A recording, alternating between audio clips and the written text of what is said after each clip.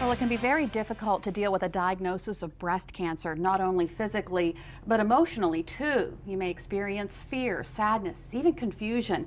It's important to know there is support out there for you or a loved one facing something like this. And joining us to tell us more are Beth Berger, Communications Director of the Delaware Breast Cancer Coalition, and Connie Holdridge, breast cancer survivor and the Coalition's Program Manager of Education and Survivorship in Sussex County. Ladies, thank you for joining us this afternoon. Thank you for having us. Connie, I want to start with you. Take us back to when you were first diagnosed with breast cancer. It was 2001. I was 45. I had 3 kids still in school, and I went for my regular mammogram and not expecting anything other than a letter saying everything was fine, and they said, no, you have breast cancer. Really? It was the shock of my life. I had no history in my family. It never occurred to me that that was even a possibility. And it was your birthday too, wasn't it? It was February 20th, 2001, my birthday present. Yeah. All right. So tell me, did you have any support back then? Any support system? I didn't. The only women that I knew that had breast cancer had died right before I was diagnosed. I didn't realize the number of women that are out there that have had breast cancer. Finally, at church, one of the ladies came to me and said, you need to come join our group. And it turned out to be a cancer support group at Epworth Church in Rehoboth. And most of the women in there were breast cancer survivors, and they became my lifeline. Yeah. Tell me about your family. How was the diagnosis for them? Well, I had one child in college and one child in high school and one child in middle school. And the middle school child didn't really grasp the degree of concern my college-age kid did. And, you know, he was very concerned that I might not make it through because we really didn't have any history to know about how breast cancer was going to affect us. And your mother was still with us? My mother was living with us. She has dementia. She was so angry that she refused to talk to me for a month because she thought that I was going to die and leave her.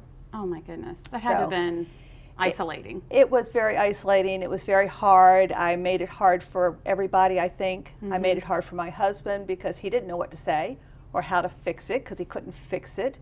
It was a tough time. Yeah. And that's what we are trying so hard. That's why I got into this, because it's not fair to have somebody go through that emotion by themselves. Right. And let's go back. How did you end up with the Breast Cancer Coalition? Well, several years later, one of my neighbors had been diagnosed with breast cancer, and I went to her to help her, to be a support for her. And after she was finished her journey, she got in touch with I don't know how she got in touch with the Delaware Breast Cancer Coalition, but they were starting to come down to Sussex County, and she called me and said, you need to come and you need to volunteer. So I volunteered with the Delaware Breast Cancer Coalition for about 6 years. All right. Now, Beth, this is where the coalition really steps in and helps support people like Connie. Exactly. So nobody would have to face breast cancer on their own. And we are a support to those diagnosed with breast cancer and those breast cancer survivors. We have programs. One of Connie's jobs is to provide support and programs to newly diagnosed women, such as peer mentors. Yeah. And we also offer survivor socials for those who are breast cancer survivors, and Nature with Nurture programs, so that women could go out into a comfortable setting and they don't need to talk about their breast cancer, but they can be with each other and enjoy activities together. Now, you couldn't do it without the support of the community. Exactly. And you have a yearly event, and it's coming up. Tell us about the Southern Lights of Life Gala. Sure. Southern Lights of Life, it is our 10th annual gala taking place at Dover Downs on Saturday, February 22nd. It will be from 6 to 10 p.m. It is a wonderful evening of living and giving, featuring live entertainment. We have Suzette Dorsey, a Tina Turner cover band, and the Tom Peasy Trio.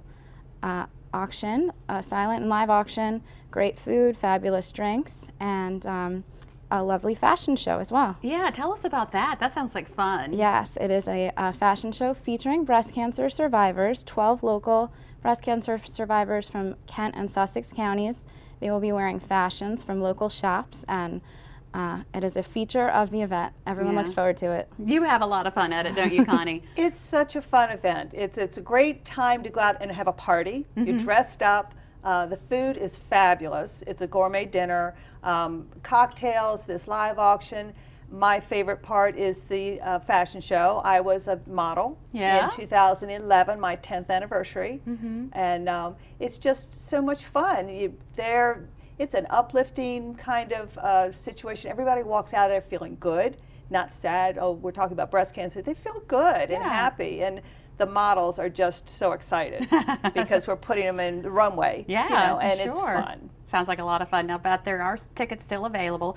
Give us the event details. The event details, it will take place on Saturday, February 22nd from 6 to 10 p.m. at Dover Downs Hotel and Casino. For ticket information, please call 302-672-6435. We have sponsorship opportunities still available. All right. Thank you, Beth and Connie, so much. Looking forward to that. And of course, we'll have all of that information from the Delaware Breast Cancer Coalition on our website, including a link to register for the Southern Lights of Life Gala. Just go to delmarvalife.com. Well, you just heard Beth and Connie talk about the food at the gala. Up next on Delmarva Life, we're getting a taste of the event. We're in the kitchen with one of the chefs who will be there. We're making a rockfish dish that you can make right at home. But first, we just learned about support for those battling breast cancer. Now let's talk about colon cancer. Dr. Oz has more on prevention.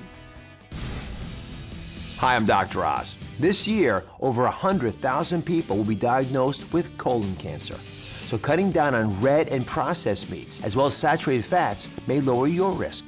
You can also take a low-dose aspirin, which is an anti-inflammatory. Now you take that daily or every other day. And getting enough calcium may also help.